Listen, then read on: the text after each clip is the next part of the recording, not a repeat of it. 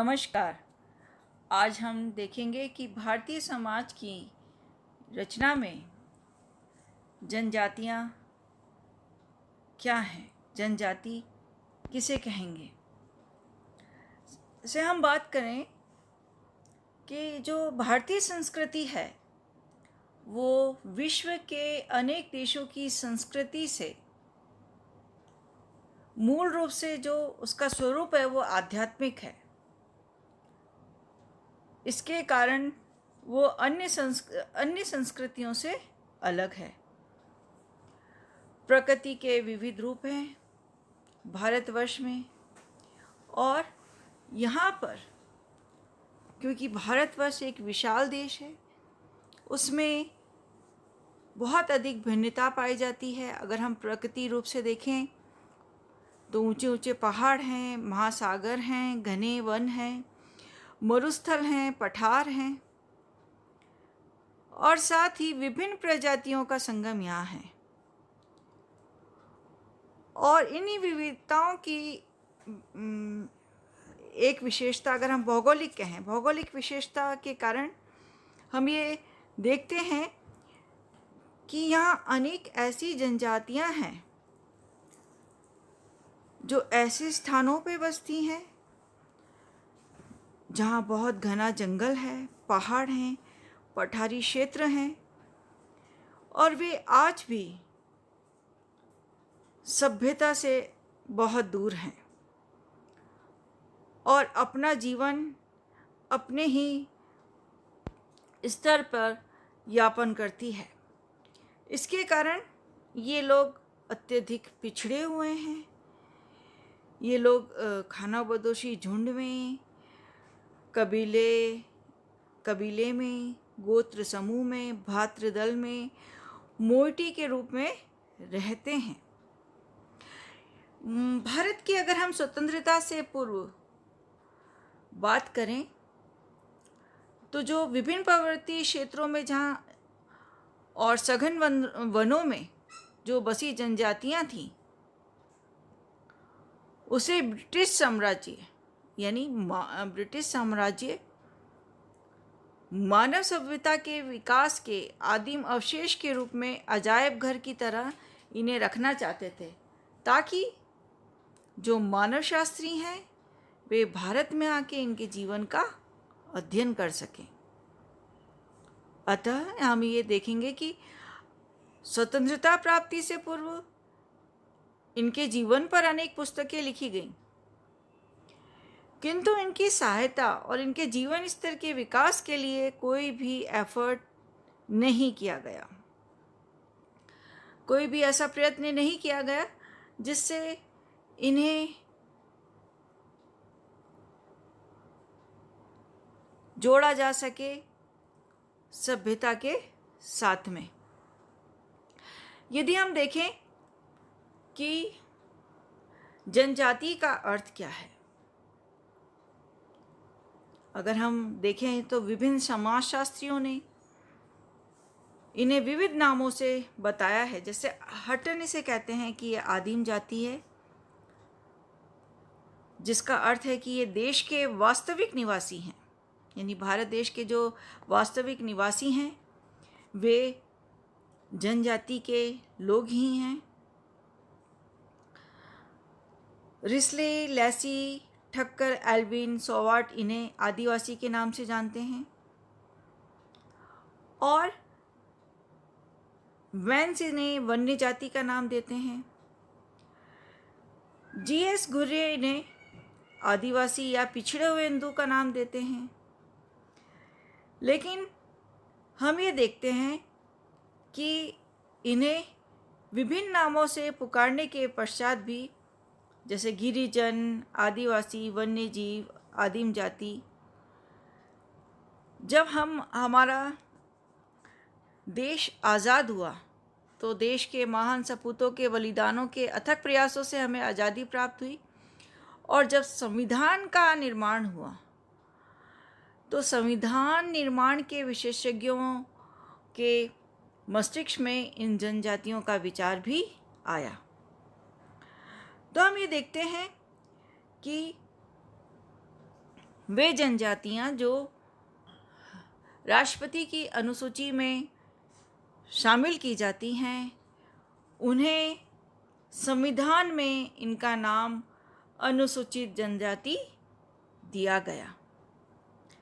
यानी ये वे लोग हैं जो भारत के सर्वांगीण विकास में ये जनजातियां अछूती ना रह जाएं, इसके लिए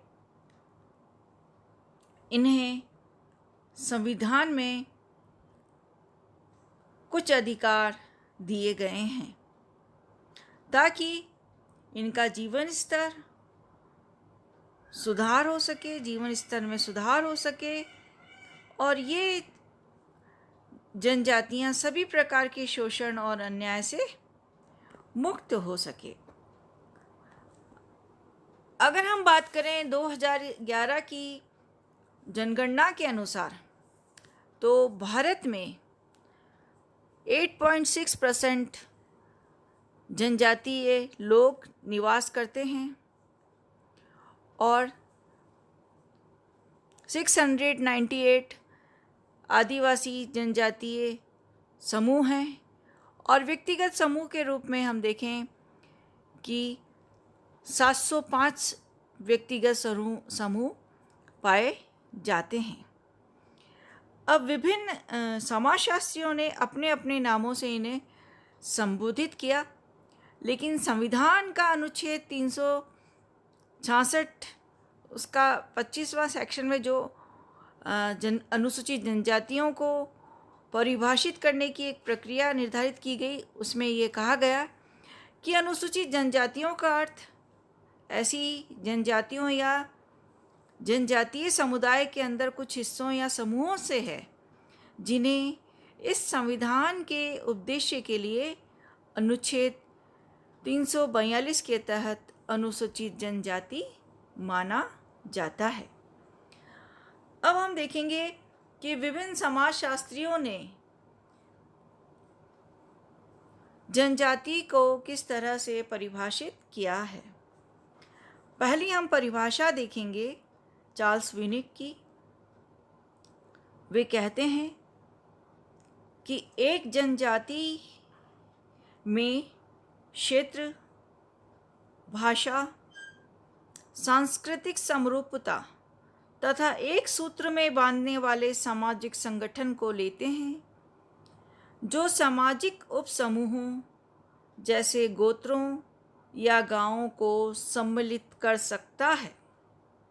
यानी एक ऐसा क्षेत्र, जनजाति का ऐसा क्षेत्र जहां भाषा से एक समान हो, सांस्कृतिक रूप से एक जैसे हों और इसी के द्वारा एक सूत्र में बांधा जाता है इन संगठनों को, जिसे हम सामाजिक उपसमूह या गोत्र या गांवों में सम्मिलित कर सकते हैं। नेक्स्ट हम डेफिनेशन देखते हैं। गिलिन अपनी पुस्तक कल्चरल सोशलॉजी में परिभाषित करते हुए लिखते हैं कि स्थानीय आदिम समूहों के किसी भी